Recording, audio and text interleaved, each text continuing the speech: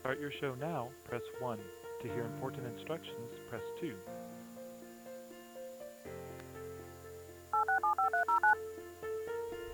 Keep going in the strength of Yah. Whenever I fall, He make me rise. Wipe my tears when they make me cry. Carry me on when they break my stride. Keep going in the strength of Yah. I'ma keep going in the strength of Yah. I'ma keep going. I'ma keep going. I'ma keep going in the strength of Yah.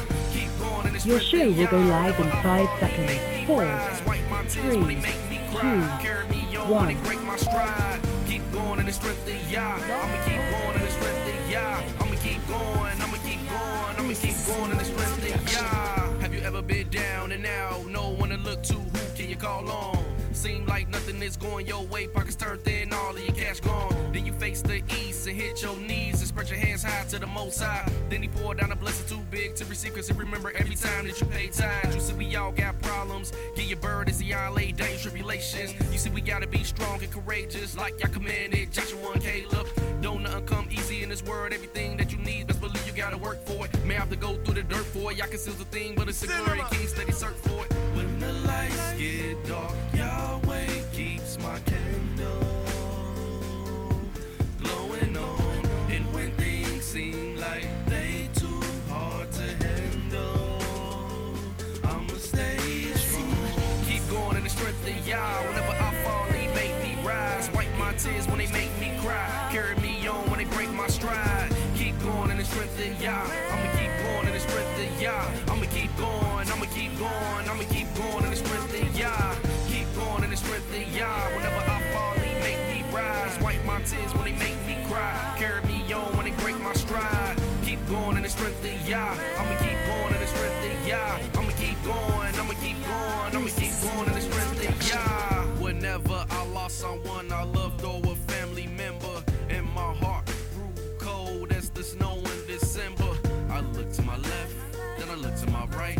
No man in sight, but Yah was waiting straight ahead at the end of the light. Don't give up the fight, it's never too late as long as you got breath. And Ruach left for wickedness, Yah remove my steps. If I get a second chance, I'ma do my best. Be eyes to the blind, feet to the lame, a father to the poor, and I broke the jaws of the wicked. Plucked the spoil out of his dentures. When he went against them, gave hope to those ready to perish. Caused the widow's heart to sing. I put on righteousness and it clothed me as a robe and diadem. Stay strong like Joe with my Elohim. Please y'all redeem your holy seed. And those that's vain in the heart who don't think they gon' make it across, please help them see. See Yah. Keep going in the strength of Yah. Whenever I fall, He make me rise. Wipe my tears when they make me cry. Carry me on when they break my stride. Keep going in the strength of Yah. I'ma keep going in the strength of Yah. I'ma keep going. I'ma keep going. I'ma keep going in the strength of Yah.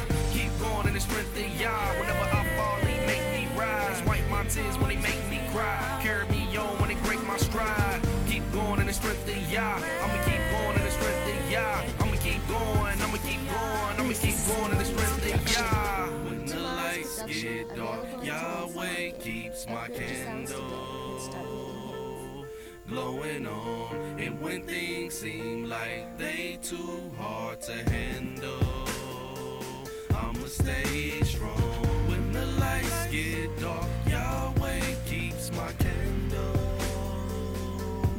glowing on. And when things seem like they too hard to handle, I'ma stay strong. Keep going in the strength of Yah. Whenever I fall, He make me rise. Wipe my tears when they make me cry. Carry me on when they break my stride. Keep going in the strength of Yah. I'ma keep going in the strength of Yah. I'ma keep going. I'ma keep going. I'ma keep going in the strength of Yah.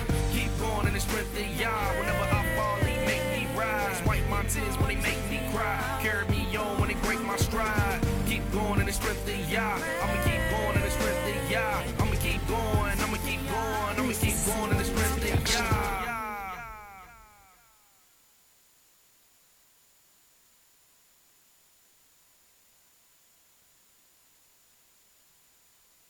Shalom, shalom, shalom.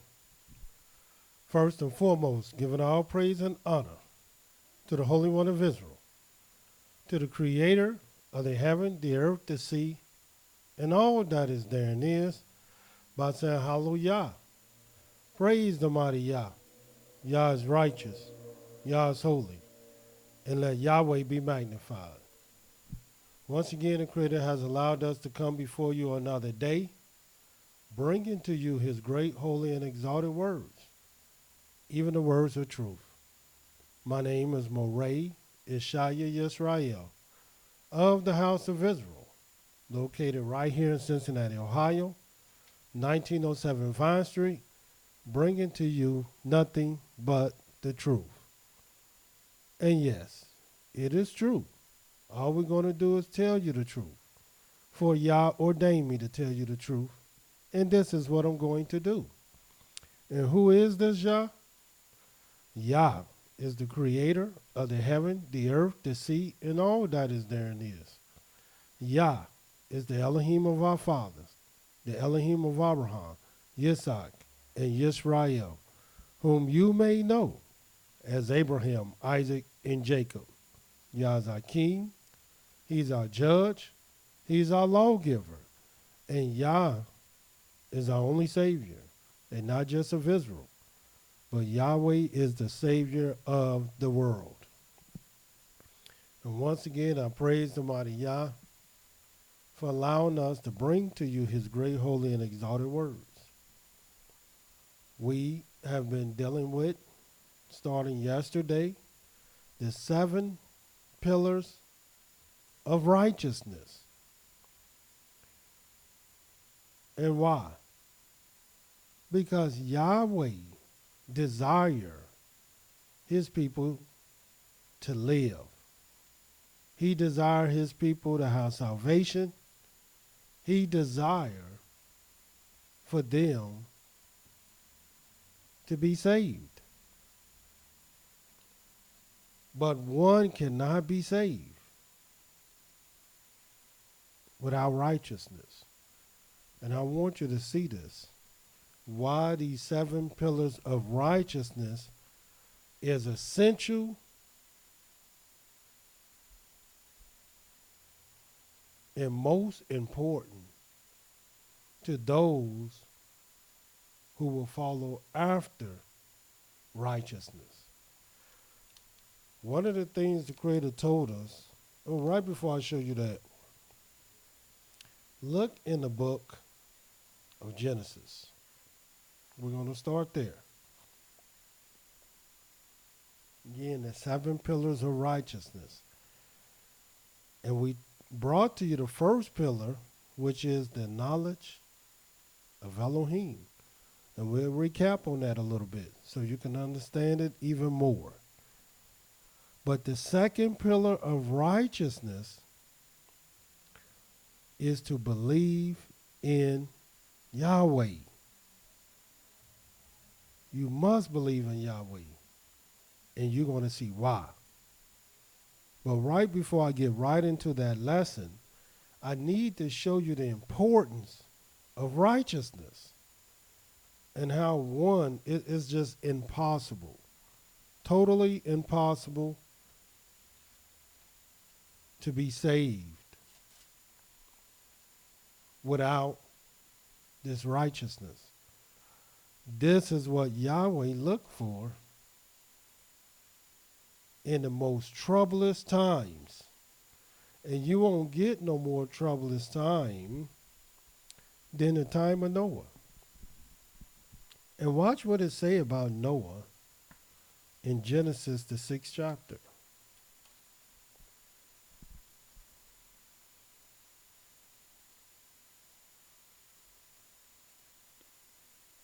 Starting at the 8th verse. Now watch this. But Noah found grace in the eyes of Yahweh. In other words, this grace that he found is called favor. When somebody favor you, you my favorite. And I favor you. You must have did something real good. Now, of course, the lying doctrines of Christianity will tell you that grace came through Christ. And here we can see clearly that Christ is not even mentioned, wasn't even born wasn't even thought about, wasn't even talked about. But yet, Noah found grace in the eyes of Yahweh. You know, he didn't need Christ for no grace. The New Testament would teach you that Christ brought grace to the earth. And that's not the truth. It's a bold-faced lie. And the mass majority of the New Testament is a lie. And the little truth in the New Testament is only to support a lie. But let us finish. Since this man found grace in the eyes of Yahweh, these are the generations of Noah. Watch what it says about this man Noah. Noah was a just man, perfect in his generations. And Noah walked with Elohim. You see this? This man Noah was just, perfect, walked with Elohim. And he found grace in his eyes.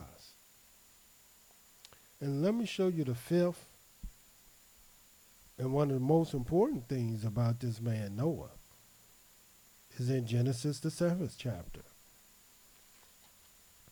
This is how you know this man was very blessed. It could have just said he was a just man. But no, it said he was a just man, perfect, walked with Elohim, and found grace in the eyes of Yahweh. And watch the fifth thing it says about this man Noah. Genesis 7:1. And Yahweh said unto Noah, come you and all your house into the ark, for you have I seen righteous before me in this generation. And why is that so profound? Because that's exactly what Yahweh is looking for. He's looking for righteousness. Why you think we dealing with the 7 pillars of righteousness? So you can find the righteousness that Yahweh is looking to save you with. And you're going to see what this righteousness is. That's Noah. That's how important righteousness is. We shared with you yesterday that I will share with you today. Because ain't no sense of talking about the 7 pillars of righteousness and you don't even know the significance of righteousness. Watch what it says in the book of Isaiah 42.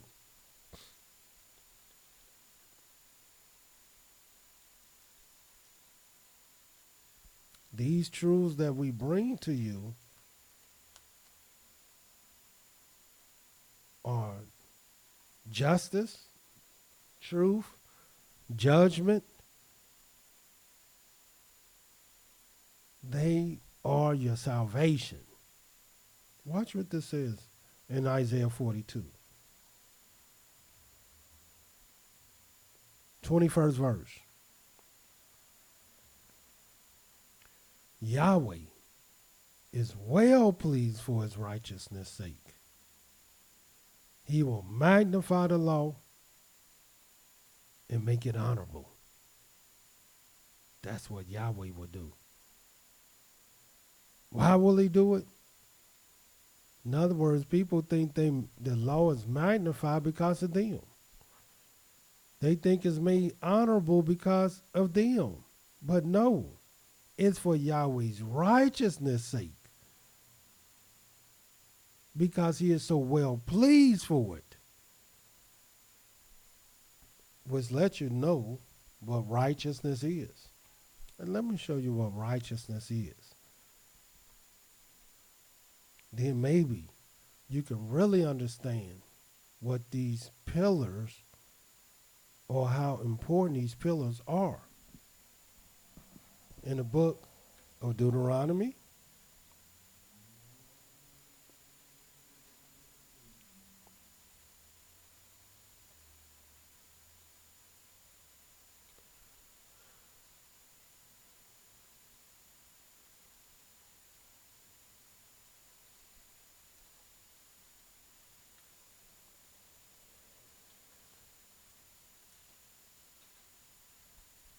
In the book of Deuteronomy, the 6th chapter.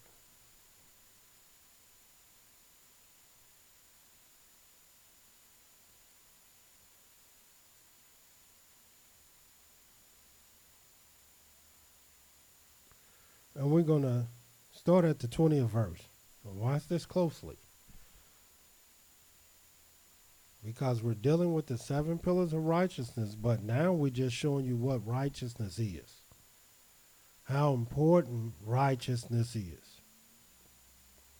And when your son asks you in time to come, saying, what mean the testimonies, the statutes, the judgments which Yahweh our Elohim has commanded you?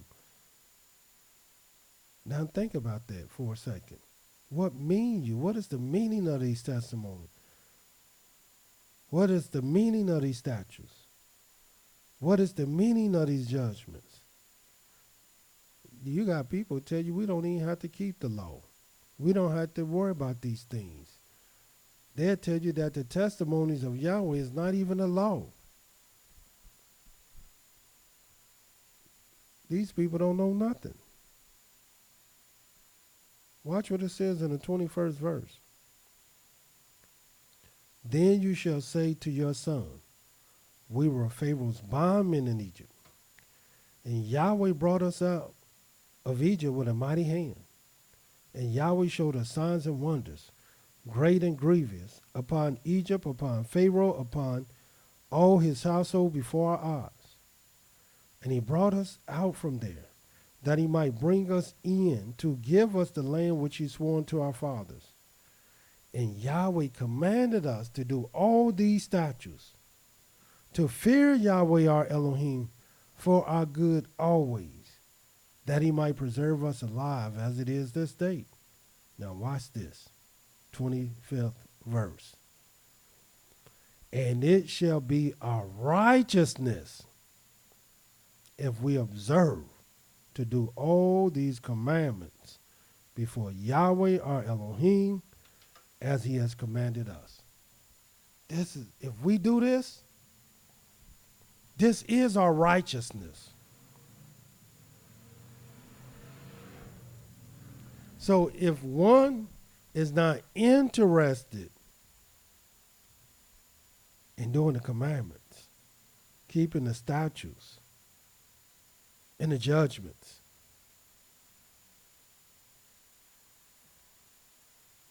and the testimonies of the Most High, what they telling you is that they have no interest in righteousness, because that's what righteousness is. And we're dealing with the 7 pillars of righteousness. Just a couple more scriptures on the importance of learning these pillars. And we brought to you the first pillar, which is the knowledge of Elohim. And we're going to get into the second pillar, which is to believe in Yahweh.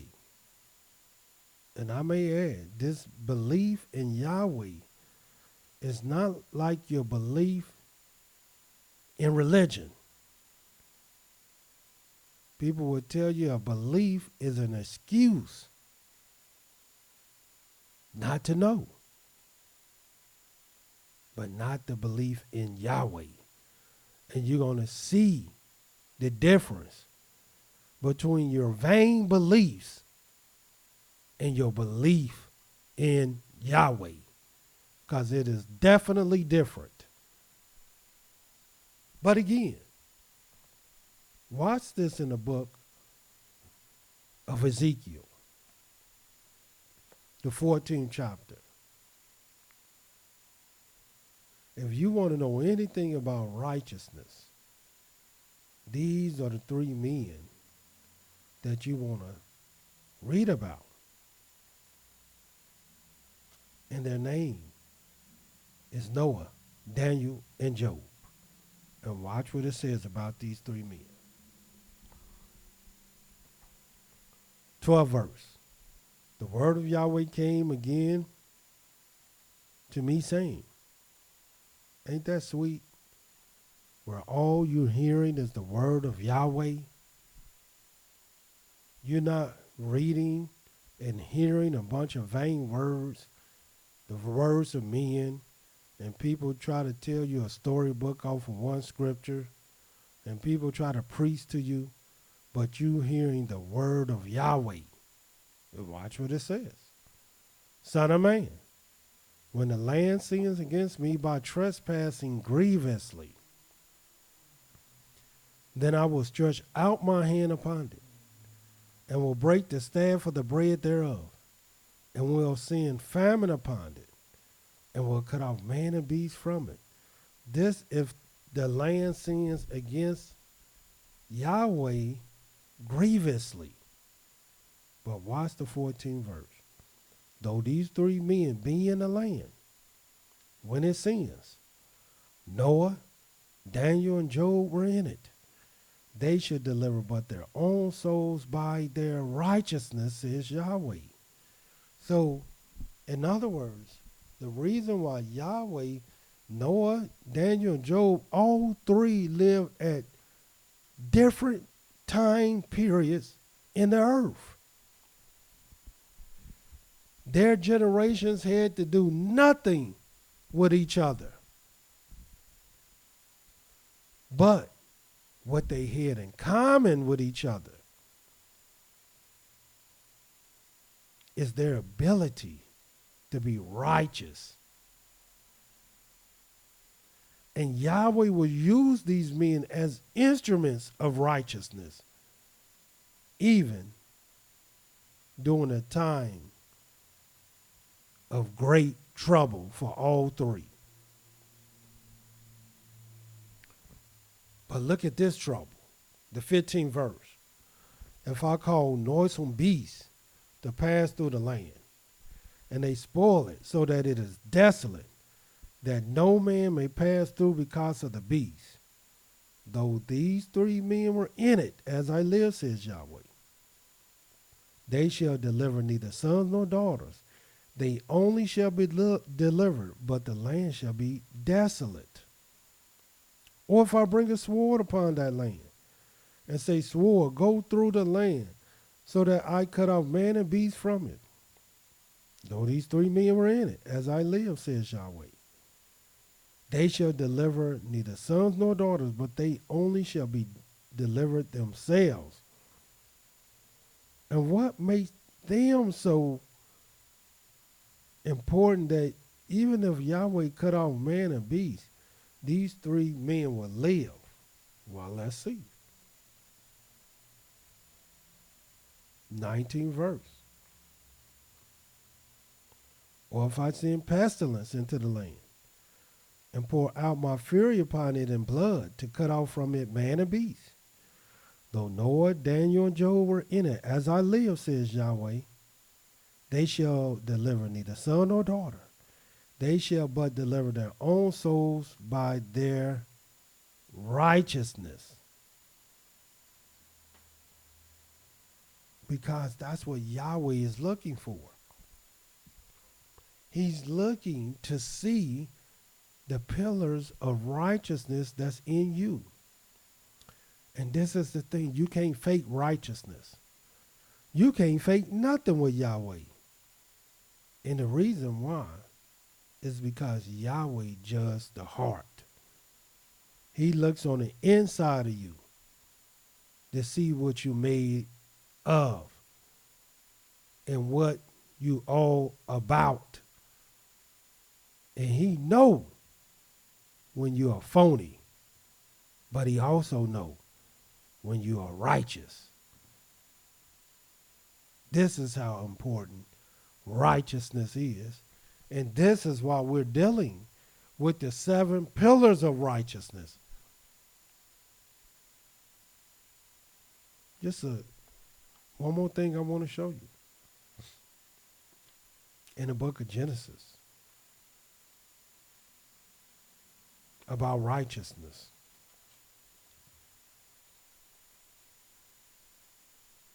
The 18th chapter.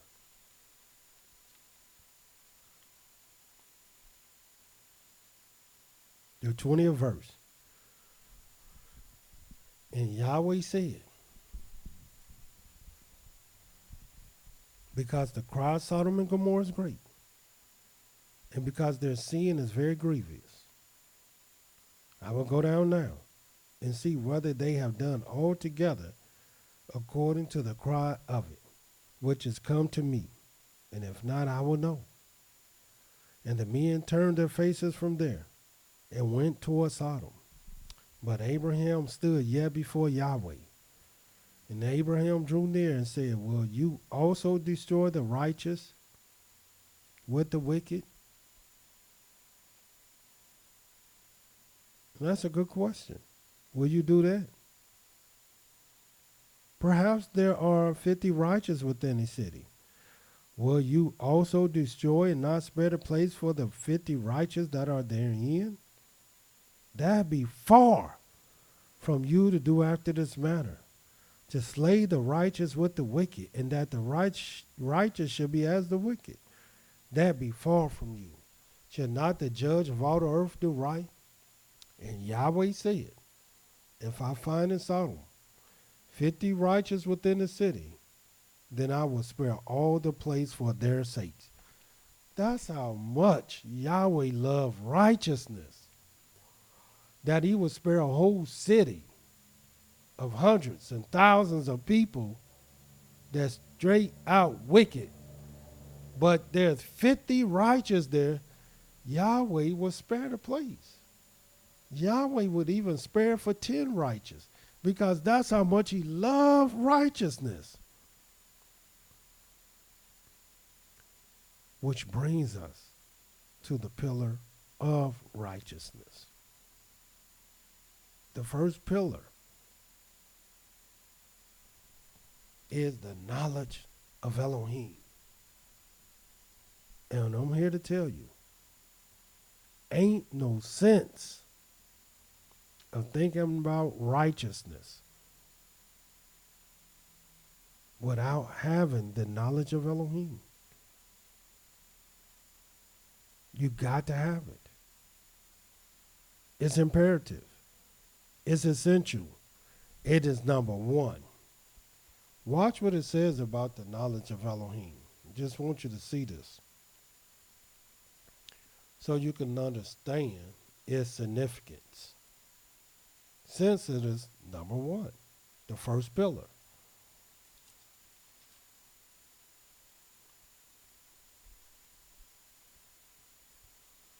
In the book of Hosea, the 4th chapter, watch this.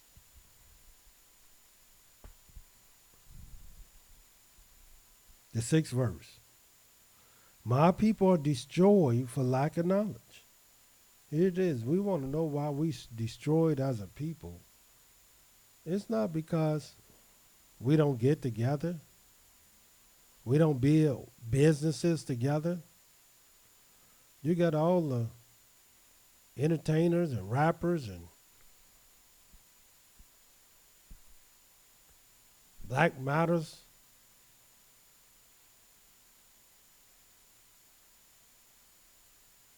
and all other kind of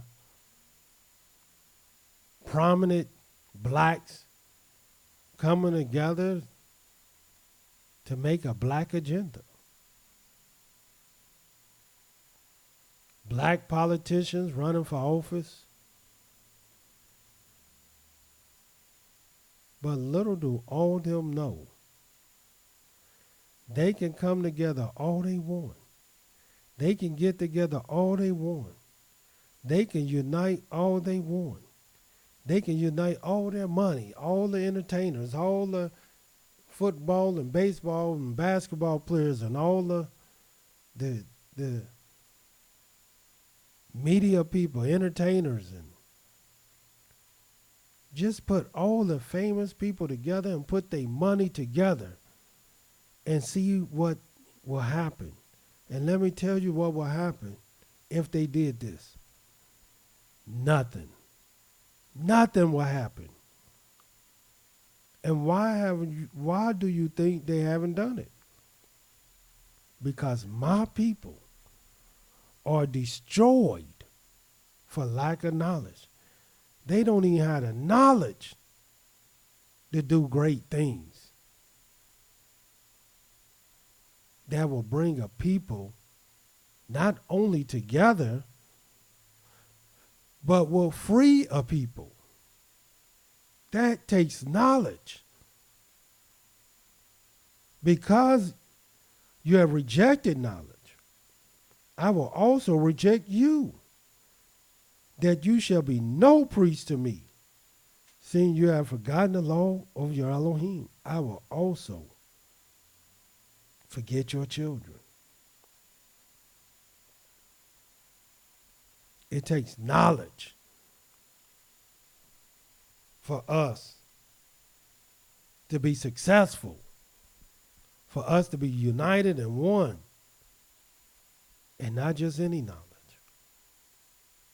It takes the knowledge of Elohim.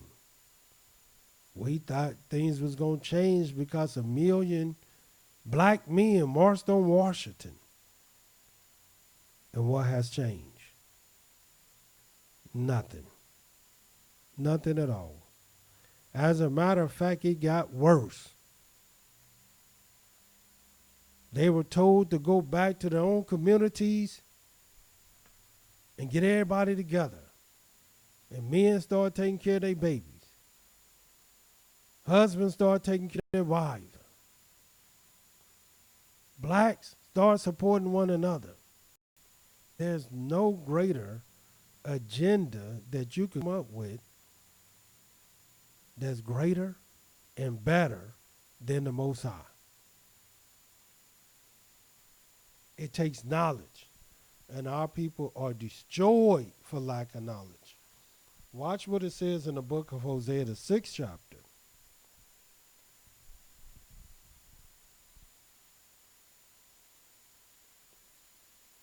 The 6th verse. For I desire mercy and not sacrifice, the knowledge of Elohim more than burnt offerings. This is what Yahweh desires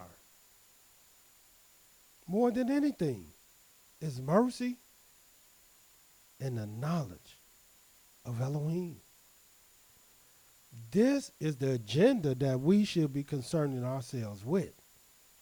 That is the first pillar of righteousness.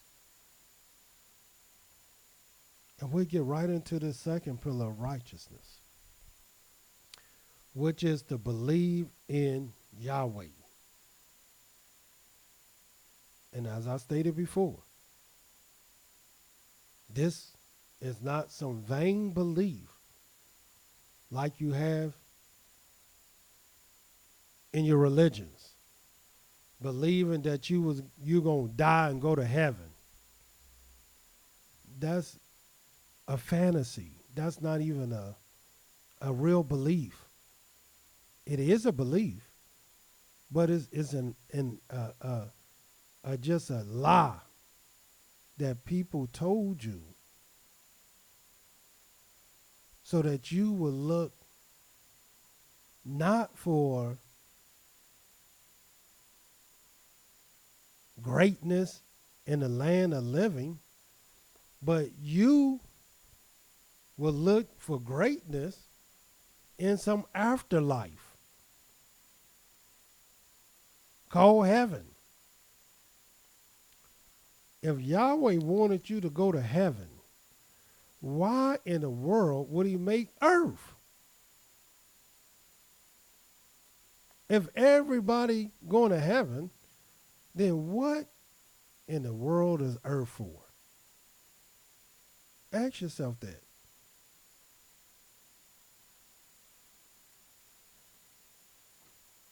And not just in Christianity, in Islam. Here it is in Islam. They will strap a bomb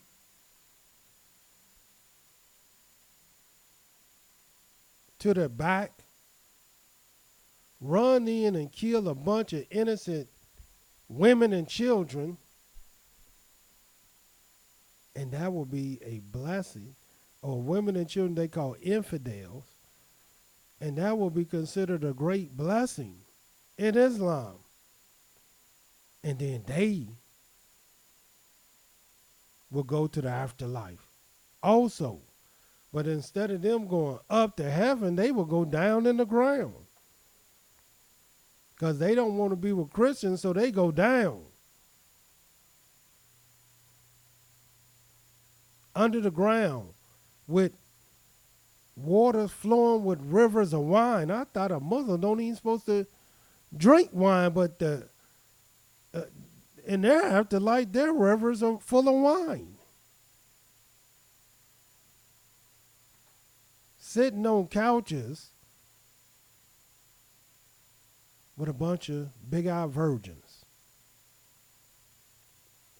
And how long will they be virgins? I mean, after you get one, they ain't no virgin no more.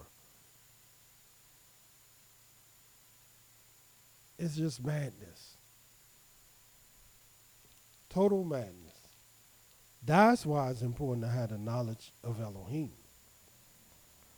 But let us get to the second pillar of righteousness. Because you can have all the knowledge in the world,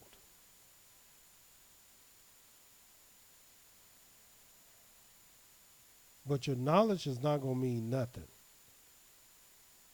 unless you believe in it. Here it is. I got no people walking around talking about praise the mighty Yah and hallelujah and praise him and the Most High and let Yahweh be magnified. They say all these real nice, exalted terms for the Most High. But when it really comes down to it, they don't believe. They're not going to believe. And the history of our people dictate they're not going to believe. I'm saying all we got to do is read our history. And the vast majority of our people didn't believe. Only a remnant. Only a select few. Only those that were truly committed to Yahweh. And what do you think the word belief means? It comes from the Hebrew word aman, which means committed. It means you're sure. And the most important thing it means is that you are established. And let me show you this. In the book of 2 Chronicles. It's good to have all that knowledge. It's essential to have all that knowledge. But if you don't believe, all that knowledge is in vain. Watch this in the book of 2 Chronicles 20 and 20.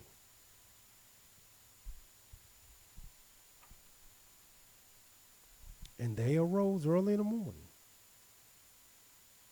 and went into the wilderness of Tekoa. And as they went forth, Jehoshaphat stood and said, "Hear me, O Yehuda, and you inhabitants of Jerusalem. Believe in Yahweh, your Elohim. So shall you be established. Believe his prophets. So shall you prosper." So do you see? You see what it means to believe in Yahweh? To believe in Yahweh is to be established. And what do the word establish mean? That means you're permanent. That means you're steadfast. That means you won't move. You believe in Yahweh. You're established. And this is what Yahweh would do if you believe in him. Because he's going to give you knowledge. But then he's going to test you with that knowledge. Let me show you one of the tests that Yahweh put on a man to see how much he believed in him. I'll show you a couple scriptures. One is in the book of Genesis.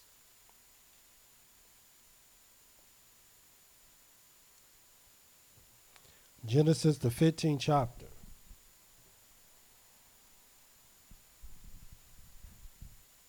Starting at the very first verse.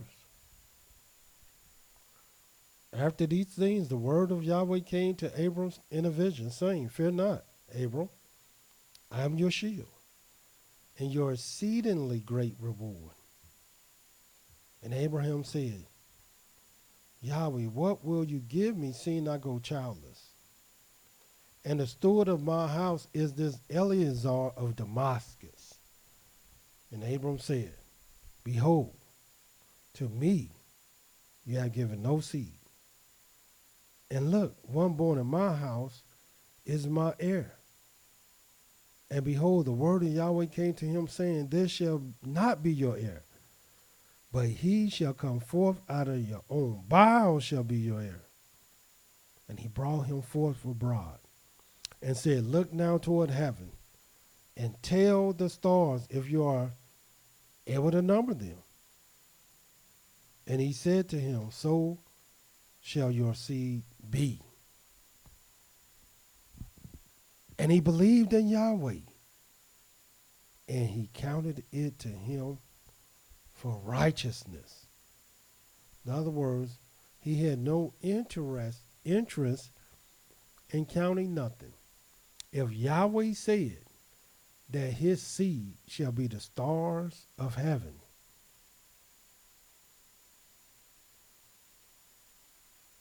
then he believed it. And since he believed it, and let me tell you, Yahweh judged the heart.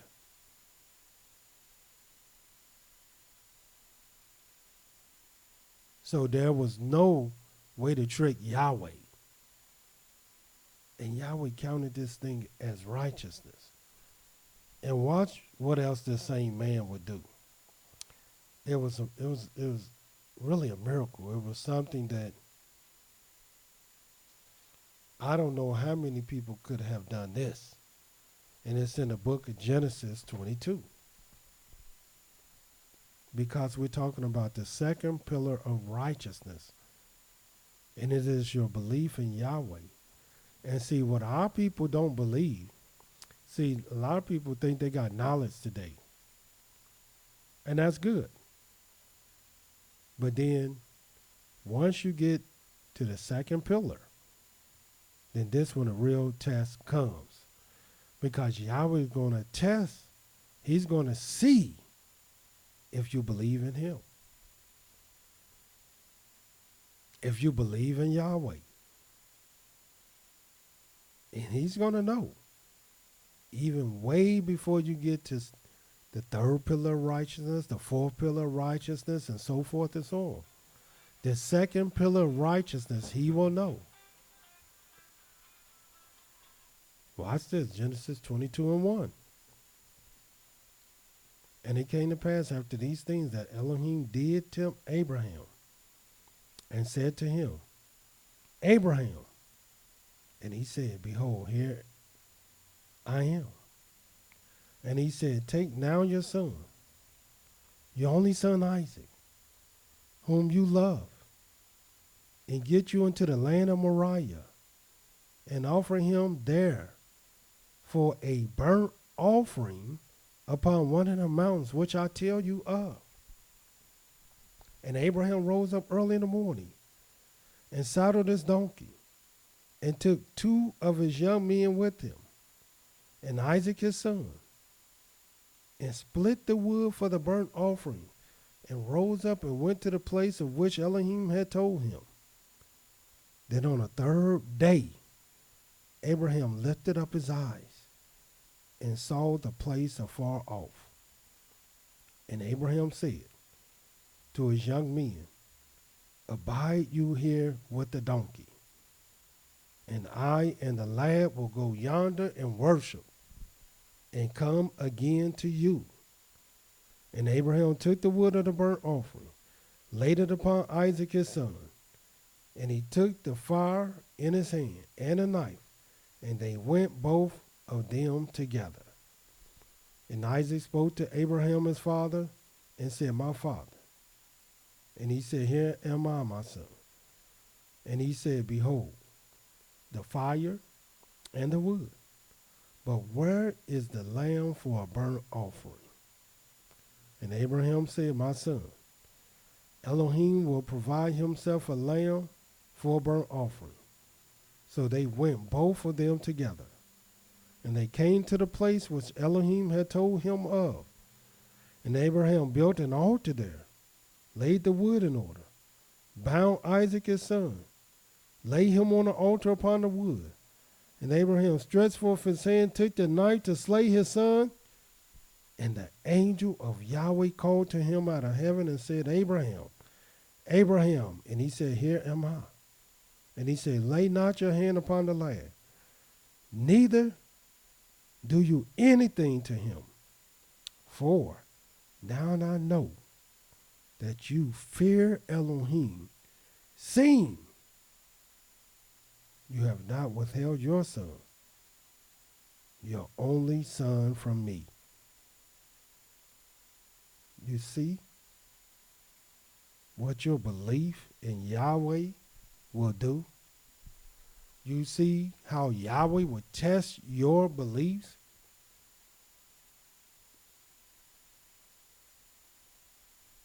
And Abraham passed with flying colors. With flying colors. And Yahweh is already prepared to test all of our beliefs in him. He even tested Moses. And according to the scriptures, Moses was the most faithful man in Yahweh's house. And let me show you that in the book of Numbers, the 12th chapter.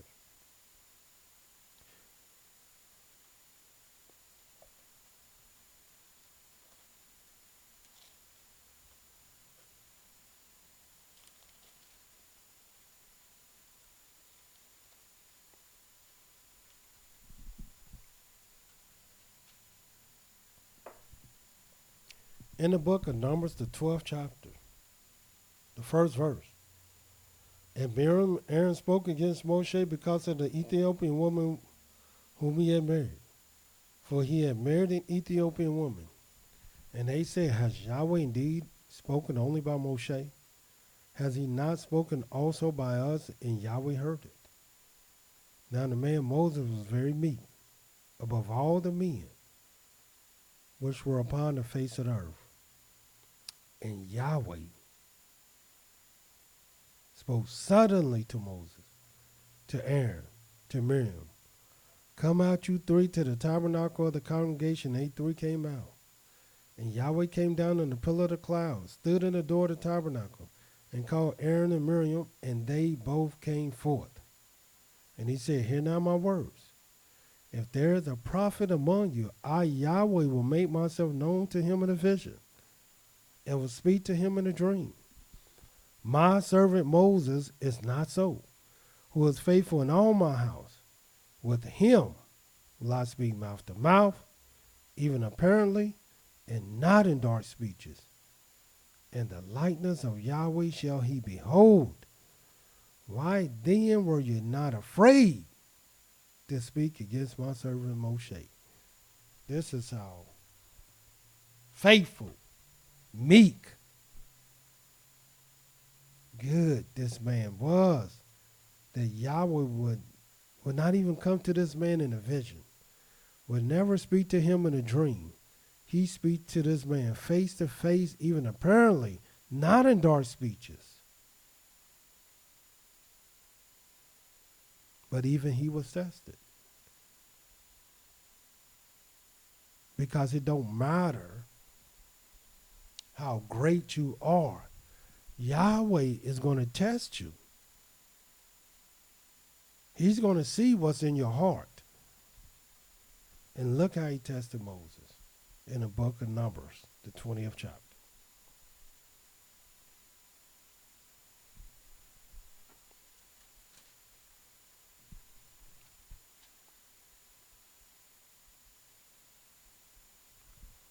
Seventh verse.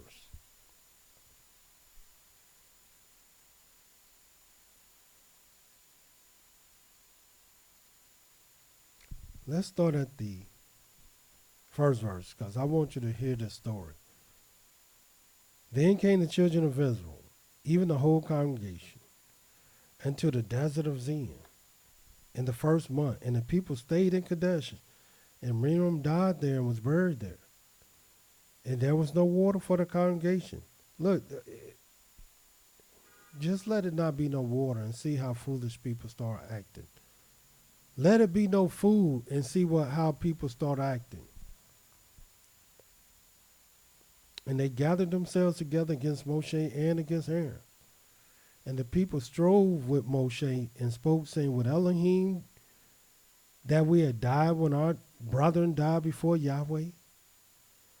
And why have you brought up the congregation of Yahweh into this wilderness, that we and our cattle should die here? And why have you made us to come up out of Egypt, to bring us into this evil place? It is no place of seed or of figs or of vines or of pomegranates, neither is there any water to drink. Man, you brought us to this desert. What kind of sense is that? What kind of leader are you?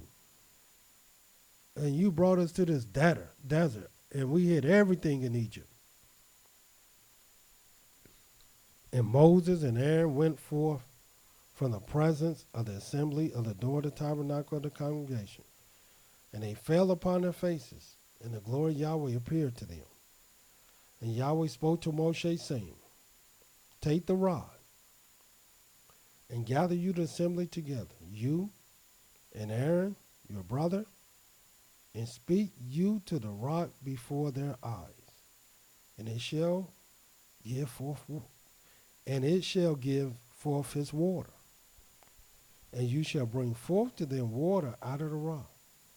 So you shall give the congregation and their beasts drink. See what he told Moses? He said, just take the people, bring them, gather them together, and speak you to the rock before their eyes. And let's see what Moses did. 9th verse. And Moses took the rod from before Yahweh as he commanded him. And Moses and Aaron gathered the congregation together before the rock. And he said to them, hear now, you rebels, must we fetch you water out of this rock? And Moshe lifted up his hand, and with his rod he smote the rock twice, and the water came out abundantly, and the congregation drank, and their beasts also. And Yahweh spoke to Moshe and Aaron. Watch what he said to them. Because you believe me not, to sanctify me in the eyes of the children of Israel. Therefore, you shall not bring this congregation into the land which I have given them. This is the water of Meribah, because the children of Israel strove with Yahweh, and he was sanctified in them. This great man Moses could not go to the promised land because for 1 second, for one moment, he didn't believe in Yahweh. Yahweh told him to speak to the rock, but yet he smote it.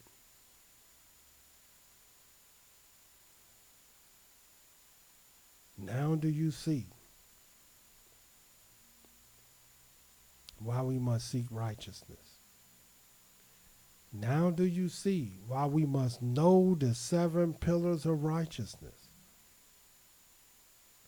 Now do you see how important righteousness is? It is righteousness that delivers from death.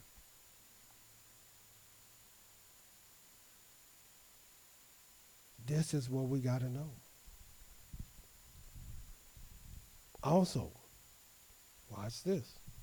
In the book of Isaiah, the 7th chapter.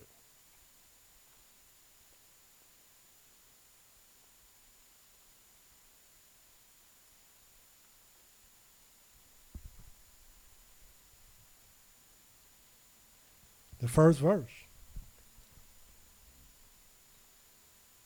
And it came to pass in the days of Ahaz, the son of Jotham, the son of Uzziah, king of Yehudah, that Rezin, the king of Syria, and Pekah, the son of Remaliah, king of Israel, went up toward Jerusalem to war against it, but could not prevail against it.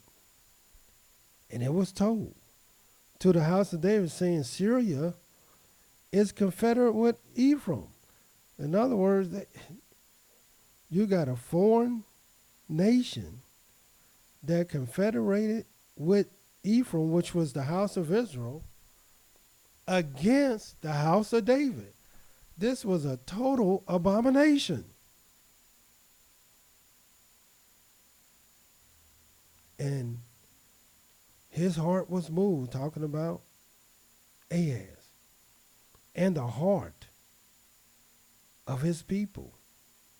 As the trees of the woods are moved in the wind, they were in great fear because their own people are now with the enemies.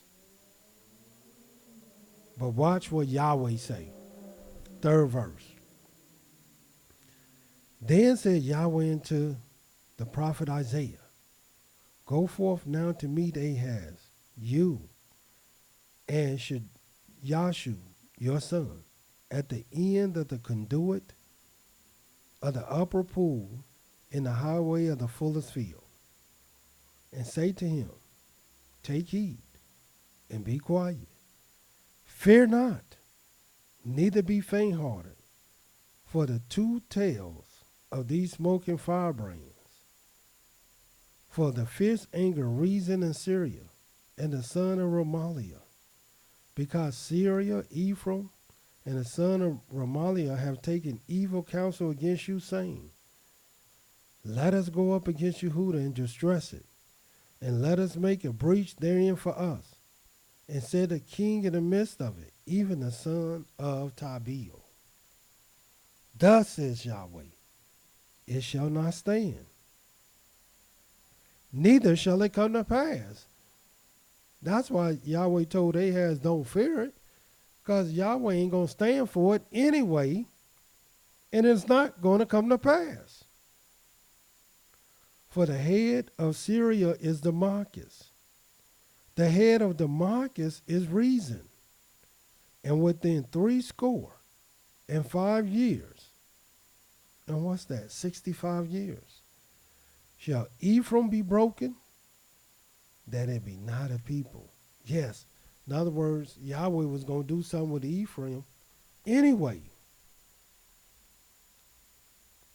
And watch what it says.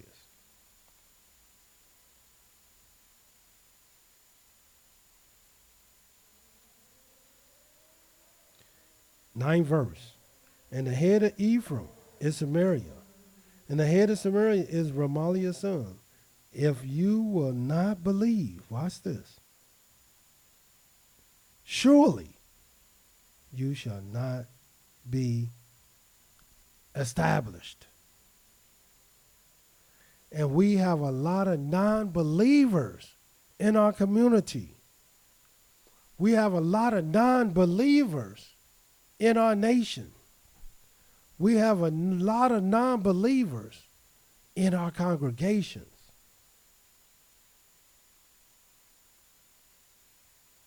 And as a result of having these non-believers, Yahweh said, it's only going to be a remnant. A remnant. Watch what it says.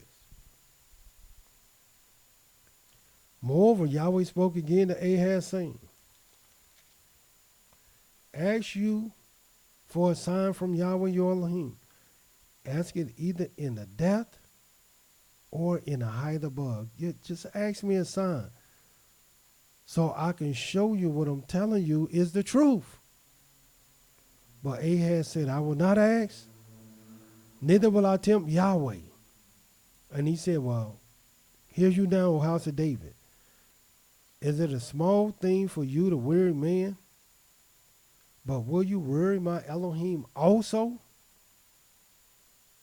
Therefore, Yahweh himself shall give you a sign. Behold, a virgin shall conceive and bear a son, and shall call his name Emmanuel. Then I read that whole story on purpose, so you can see for yourself that this story had nothing to do with Christ at all. It had nothing to do with some virgin birth that happened in the New Testament that never happened in the New Testament.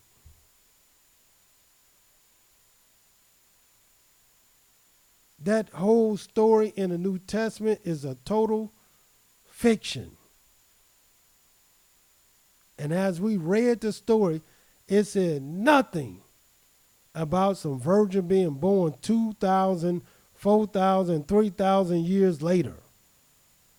This prophecy will take place within 65 years. 65 years. 60 and 5.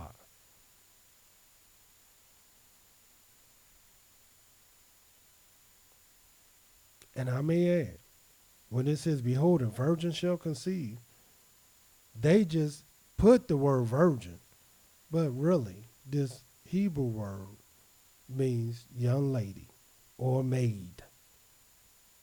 Shall conceive and bear a son, shall call his name Emmanuel.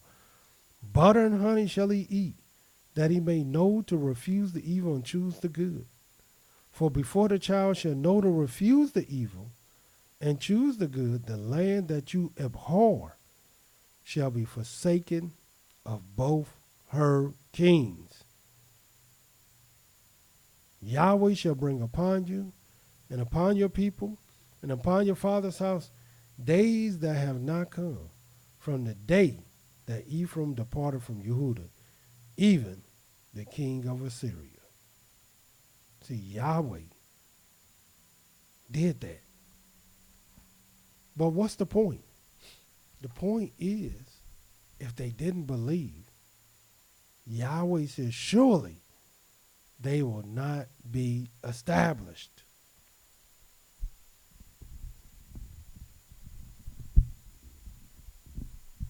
And you want to be established. And to be established, you have to believe. Furthermore, let me just show you a couple other scriptures of a test. And I just want you to understand Yahweh is going to test his people. You will be tested. Many of you are being tested as we speak, but you will be tested. Watch this in the book of Daniel, the 6th chapter.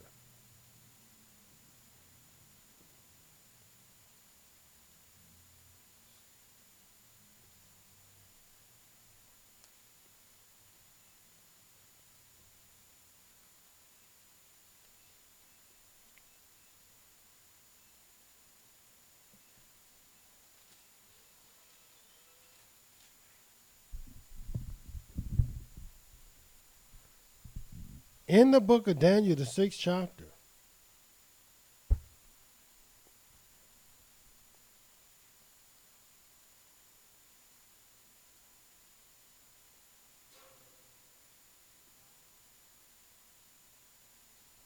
we're going to start reading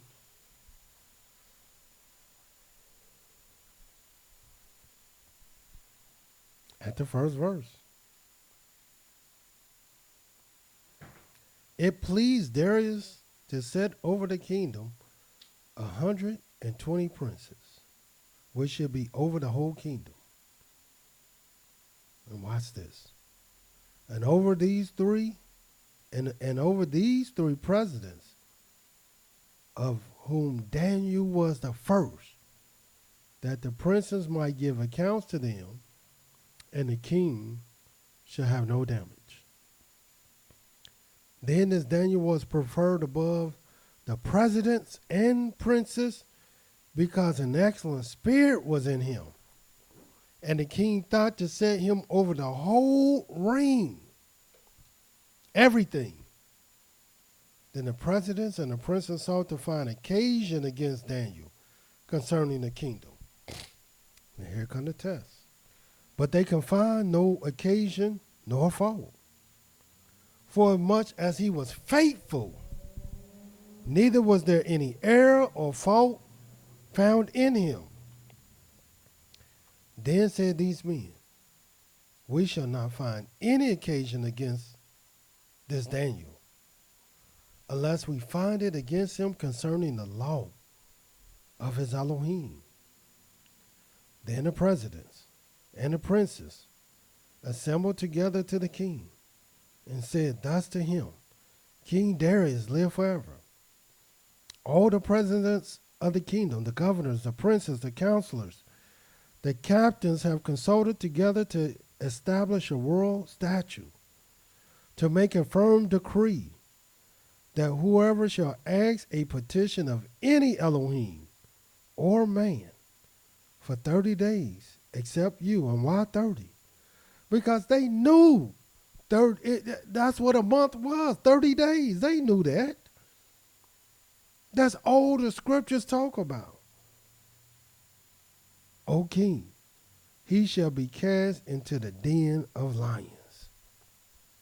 Now, O king, establish the decree, and sign the writing, that it be not changed, according to the law of the Medes and the Persians, which alters not.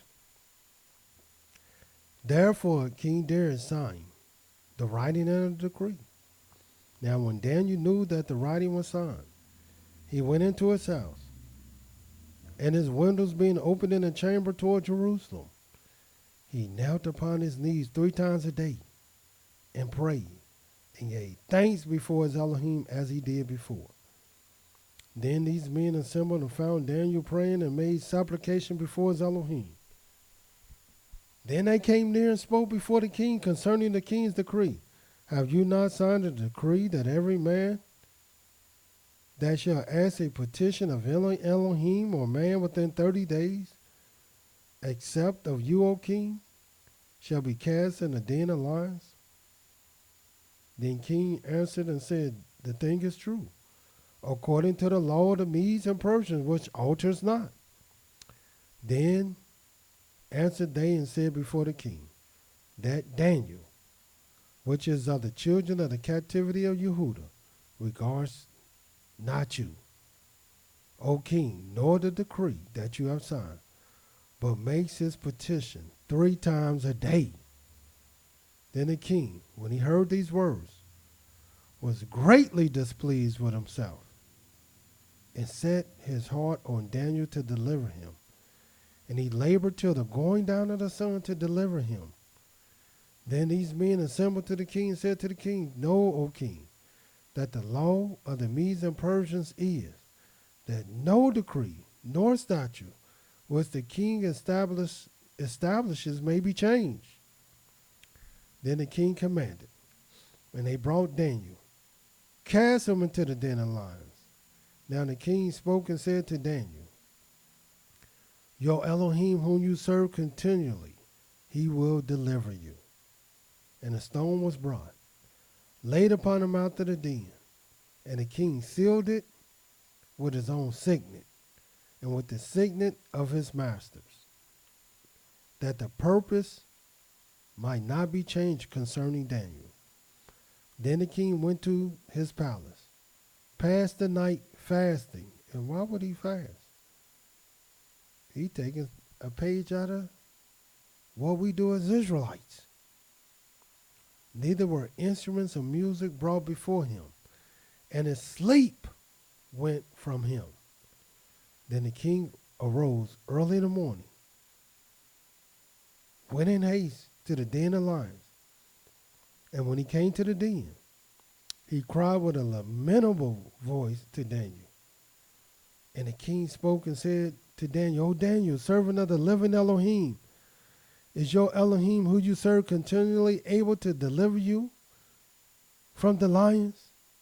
Then Daniel to the king, O king, live forever. My Elohim sent his angel and has shut the lion's mouth, that they have not hurt me.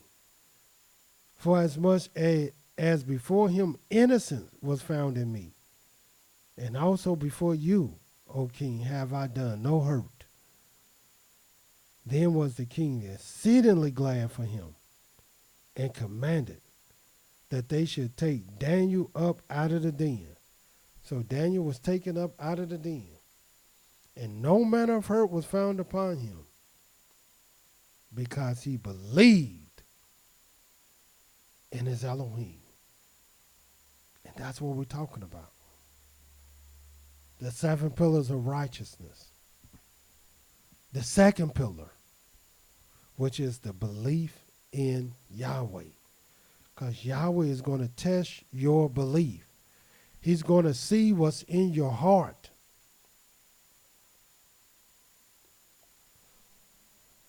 And the king commanded, and they brought those men which had accused Daniel, and they cast them into the den of lions. Them, their children, their wives, and the lions had mastery of them, and broke all their bones in pieces, wherever they came to the bottom of the den. Then King Darius wrote to all the people, nation, languages that dwelt in all the earth, peace be multiplied unto you.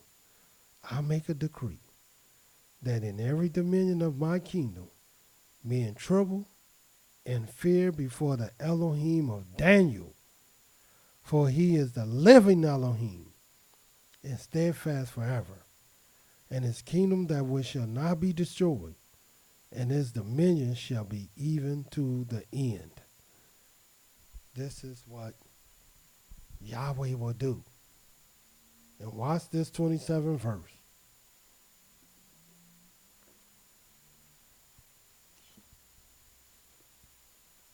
He delivers and rescues. And he works signs and wonders in heaven and in earth, who has delivered Daniel from the power of the lions. So this Daniel prospered in the reign of Darius and in the reign of Cyrus the Persian. Now do you see the type of belief that you have to have in Yahweh and why? Because you can have all the knowledge in the world, but if you don't believe, you will not be established. And Yahweh wants you to be established. Here we are in the last days. And we told the people that we have proposed through the Spirit of Yahweh that we must fast, that we should fast 40 days and 40 nights. This is what the righteous did in the scriptures. This is what the holy men close to Yahweh would do. And why would we propose to do this thing? For Yahweh has prophesied evil upon the world or the inhabitants of the earth and his people. For Yahweh is angry with his people and has a controversy with the inhabitants of the earth. And Yahweh said he will return with this great anger, with his fierce anger. And he told us to gather ourselves together before the decree bringing forth, before the chaff pass as the wind, before the fierce anger of Yahweh come upon you. And so we said, let us fast together. Let us unite in a great fast to Yahweh. 40 days and 40 nights. For Yahweh is justified in his anger. We will start our fast on November the 9th. And then we will do 40 days. And then after the 40 days, we will begin our 40 night fast. And I think that will be around December the 20th or the 21st, around that time. We will start our night fast.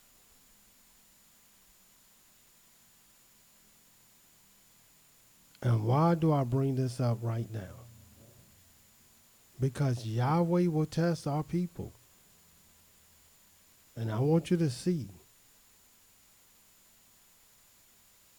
what your belief in Yahweh will do. In the book of Jonah, the 3rd chapter.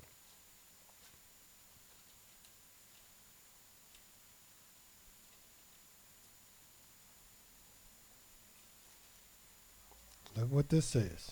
I want you to see it.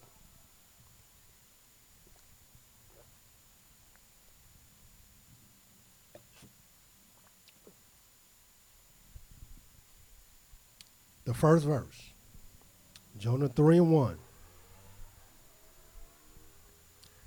And the word of Yahweh came to Jonah the second time, saying, Arise, go to Nineveh, that great city, and preach to it the preaching that I bid you.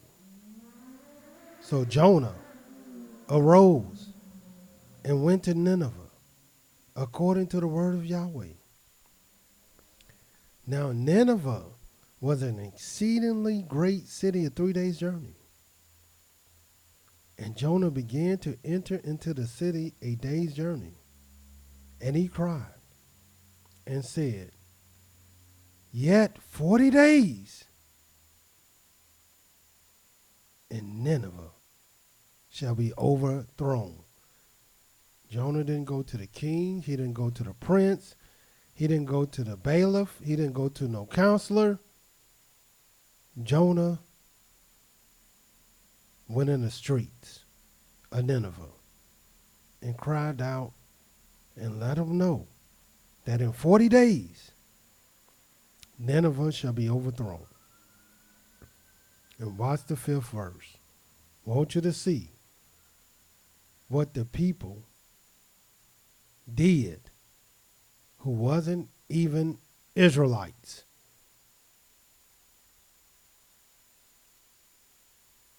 Jonah 3:5. So the people of Nineveh believed Elohim and proclaimed a fast and put on sackcloth, from the greatest of them even to the least of them. And how long do you think they fasted?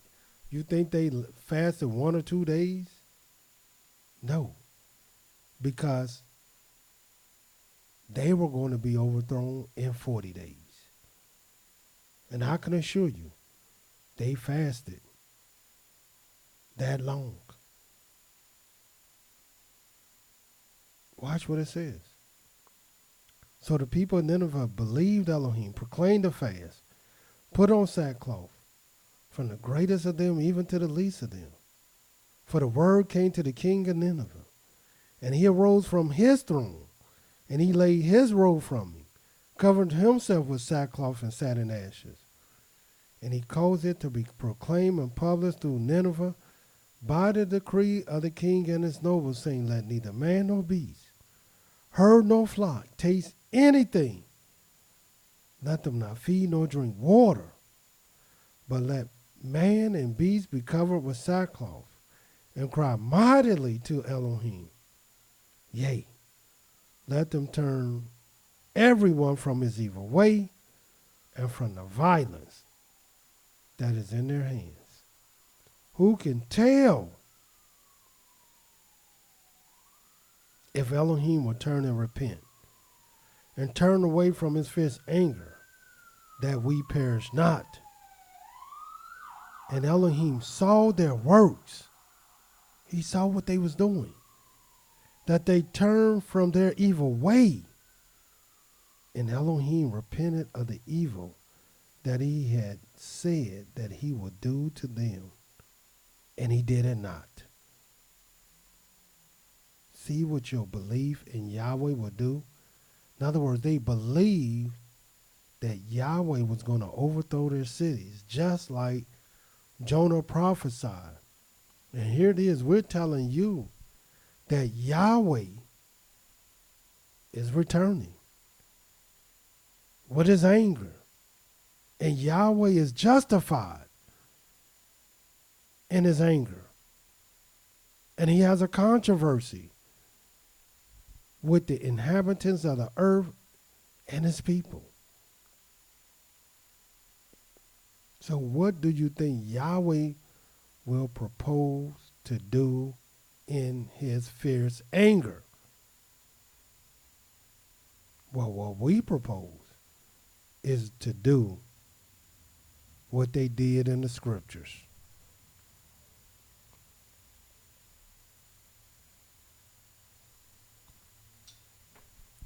Believe in Yah, the second pillar of righteousness.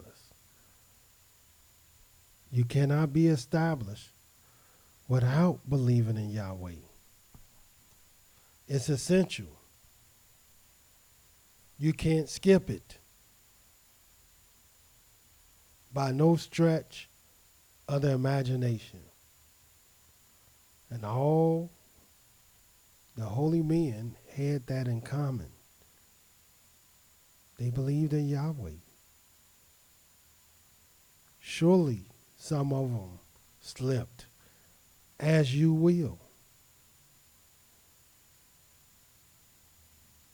But Yahweh know your heart. He weighed your heart. He weighed the spirits. Because Yahweh go deep to see if you believe in him. And let me tell you, this is the law. This is the law. Watch this in the book of Deuteronomy 13.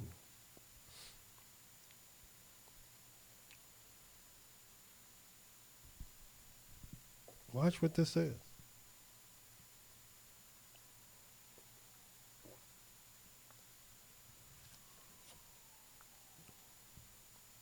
The first verse. If there arise among you a prophet, or a dreamer of dreams, and gives you a sign or a wonder, and the sign or the wonder comes to pass whereof he spake to you, saying, let us go after other deities, which you have not known, and let us serve them. You shall not listen to the words of that prophet or that dreamer of dreams. For Yahweh your Elohim proves you. He tests you to know whether you love Yahweh your Elohim with all your heart and with all your soul.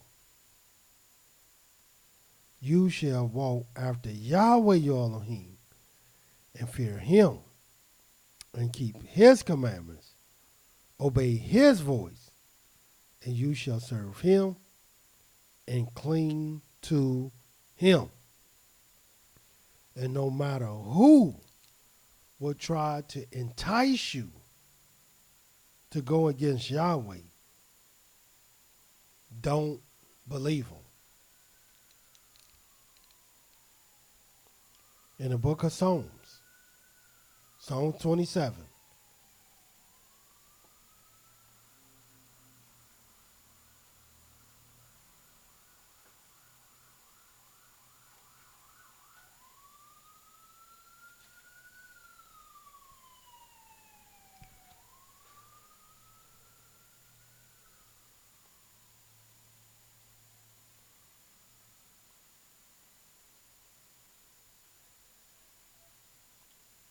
Psalm 27, verse 11. Teach me your way, O Yahweh. Lead me in a plain path because of my enemies. Deliver me not over to the will of my enemies, for false witnesses has risen up against me, and such as breathe out cruelty. I had fainted. In other words, I'd have been out. I'd have 90 been fainted. seconds. I've been lost my mind unless I had believed to see the goodness of Yahweh in the land of the living. See, when you believe in Yahweh, you're not worried about your enemies. Wait on Yahweh. Be of good courage, and he shall strengthen your heart. Wait, I say, on 60 Yahweh. seconds. Yahweh will strengthen you. Yahweh will build you. You don't have to fear nothing when you believe in Yahweh. But if you fear, you go to Yahweh and you let Yahweh fight your battles. And the last scripture,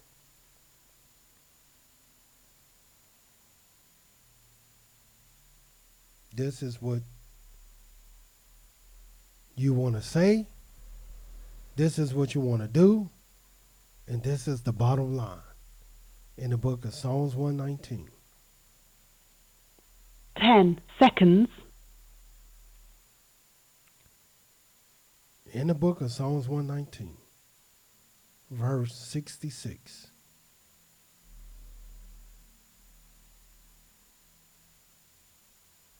And this is what it says. Teach me good judgment and knowledge, for I have believed in your commandments.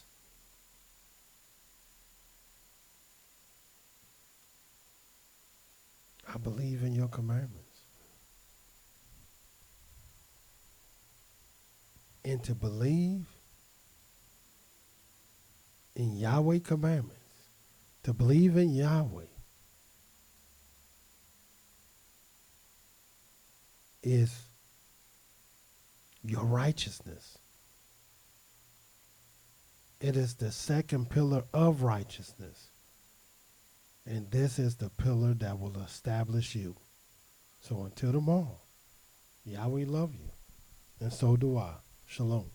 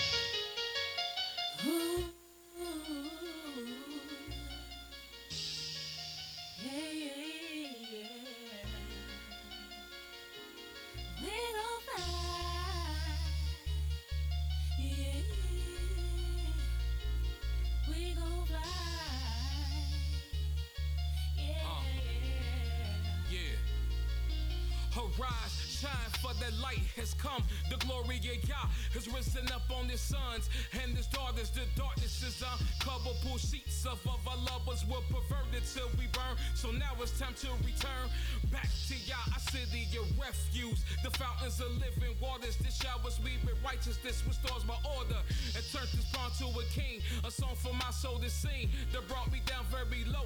My garments white like the wings. YISH, pray this be the Most High that brought me out of insanity, crushed the towers of vanity, and made a man of me. I'm now asking for a key, no longer my refugee. I'm now Yah's planet C. We gon' march to the city of God. We gon' dance, we gon' sing, we gon' run to the city, we gon' fly to the city of God. We gon' march in the city of God. We gon' dance, we gon' sing, we gon' run to the city, run to the city. 1,000 meters were measure, waters came to your ankles. That method did repeat. Waters came right to your knee. Before you further Joe goings, waters came to your loins. 1,000 measures and the last, a river you could not pass.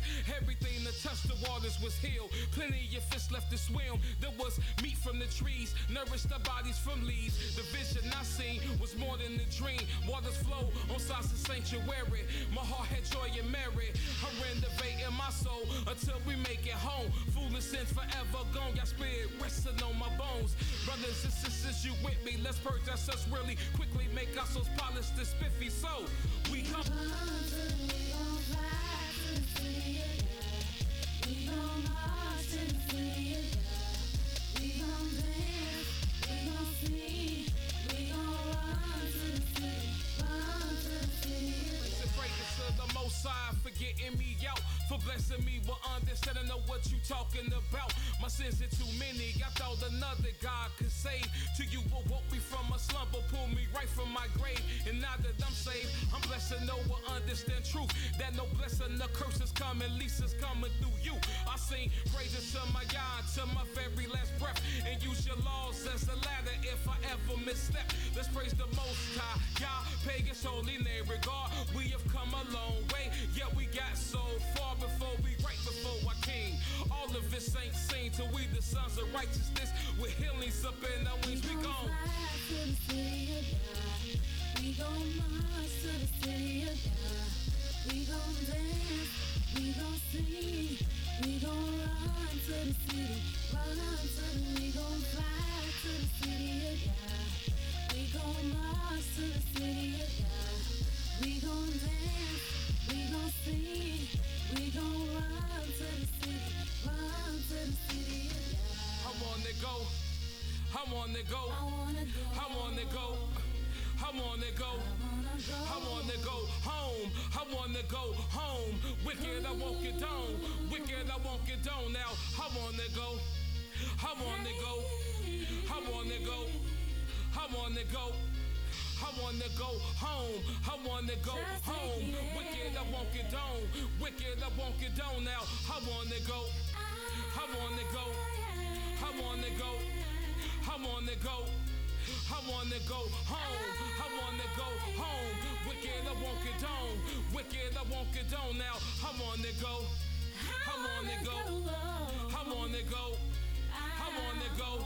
Yeah, I wanna go home. I wanna go home.